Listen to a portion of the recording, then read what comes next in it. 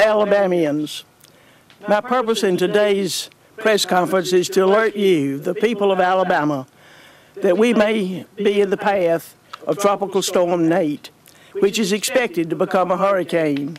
It is impossible for us to know how exactly this storm will play out, but however, I want to make it real clear, we are not taking this threat lightly. On the state level, we've been working closely with our local partners, so we are all ready to respond if needed.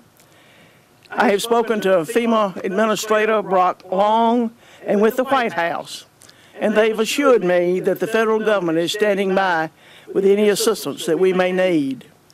My team and I have been monitoring Tropical Storm Nate for several days now when it first formed. Because we prepared ahead of time for weather events like this, we have in place a plan and a strategy. In that vein, I have signed a state of emergency declaration which will go into effect tomorrow morning at 7 a.m. A state of the emergency enables us to free up personnel and resources in case there is a need to respond to any storm activity. I have approved the use of the National Guard on a tiered level so that we may react as needed. Based on the information that I had received from EMA Director Brian Hastings, I do not think that mandatory evacuations are necessary at this time. Local leaders should decide on issuing evacuations as they know best their local areas and the people's needs. Whatever decisions are made on the local level, we will have state resources in place to support these decisions and meet the needs of our citizens. As of now, we expect landfall to be on Sunday morning as a Category 1 hurricane. Along the coast, particularly in Mobile, we expect storm swells to begin on Saturday, and we may expect storm surges as high as 3 to 6 feet. We do not anticipate widespread flooding, but we will likely most likely experience strong, sustained winds as far as Birmingham or Gadsden. We do not expect the level of this catastrophic damage that has been recently seen in Texas or Florida, but friends, we must take this threat seriously.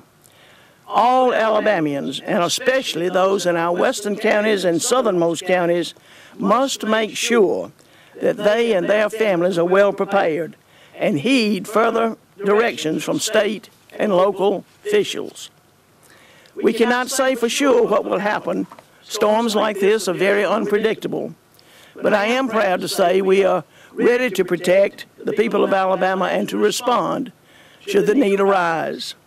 And no matter what happens, we know the truth, and we remember the truth that Alabamians can depend on each other, and that we place our faith in the Lord, and that we are willing to face head-on whatever may be thrown at us. To my fellow Alabamians, please make sure you are prepared and that you have a plan in place should the storm come close to you. Please take this threat seriously. May God continue to bless you and the people of Alabama. Now I'll turn it over to State Meteorologist Jim Stefkovich. Jim? Thank you, Governor.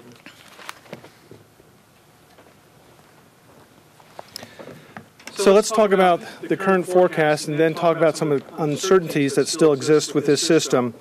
NATA's forecast, as the governor mentioned, to make landfall Sunday morning between southeast Louisiana and the northwest Florida peninsula as a Category 1 with sustained winds of 80 miles an hour and gusts up to 90 miles an hour. The earliest arrival time of tropical storm force winds, those are winds close to or above 40 miles an hour, could occur as early as 5 p.m. Saturday along the Alabama coast. Further inland, winds on Sunday over the western half of the state could be sustained of 30 to 40 miles an hour, with some gusts of 50 to 55 miles an hour, as the governor mentioned, as far north as Birmingham or Gadsden. However, impacts to the southern third of the state could occur any time of Saturday, as the precipitation chances will increase far north of the center, and with periods of heavy rain and isolated tornadoes that may be possible as well. And as the governor mentioned, increasing swells and minor coastal floodings due to high rip currents, and rip currents are also likely. It's too early to tell, but significant storm surge could also occur.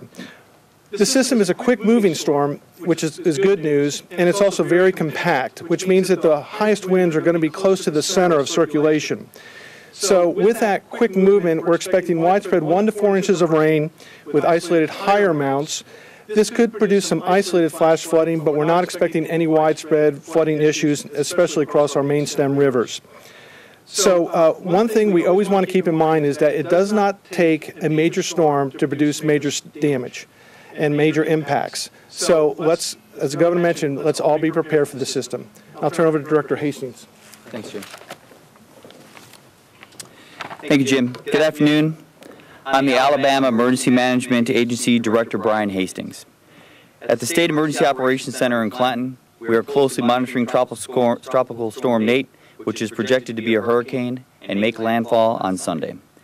As a Category 1 hurricane, winds of 75-mile-an-hour gusts to 90 miles per hour are expected near the coast, like Jim said, and further inland over the western two-thirds of the state, sustained winds of 35 to 45 miles per hour with gusts to 60 are forecasted as far north as Birmingham, as Governor Ivey said.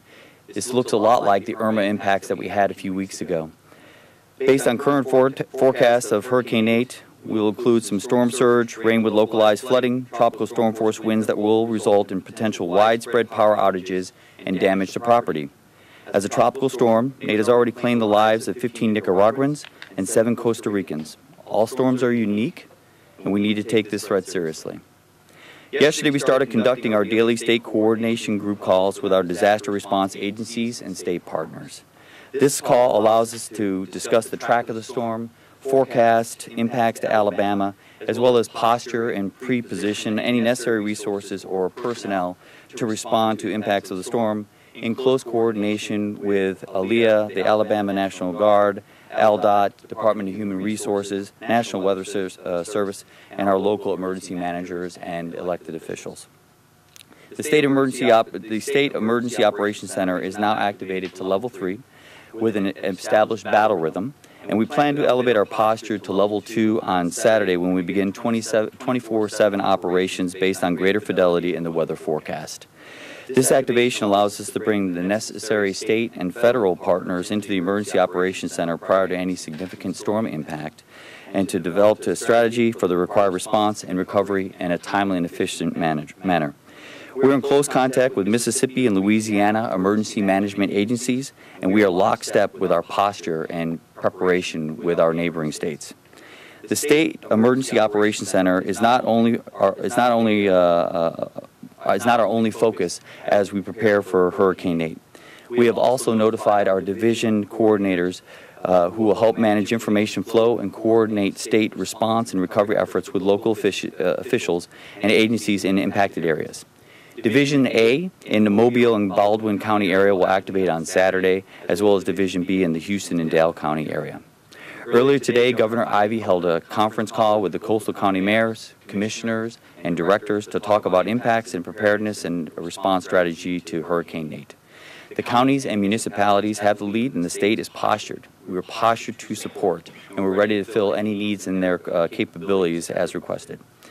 I just received a text from the Baldwin County Commissioner, and they had a special session today, and in coordination with the City of Orange Beach, City of Gulf Shores, and the City of Spanish Fort, they are recommending a voluntary evacuation for areas south of Alabama Highway 182, Perdido Beach Boulevard, East and West Beach Boulevard, the Fort Morgan Peninsula, and all low-lying and flood-prone areas of South Baldwin County, beginning at daylight on October 6, 2017.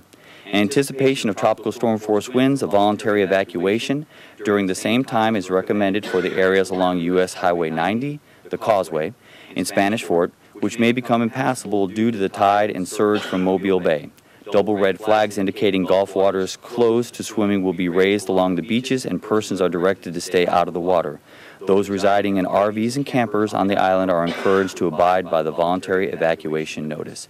Again, This is a voluntary evacuation, and we're in close coordination with our commissioners in Baldwin and Mobile County.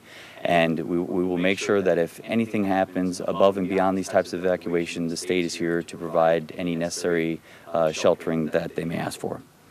So what you've heard thus far is our command and control posture and the level of coordination we have initiated to prepare for the arrival of Hurricane Nate.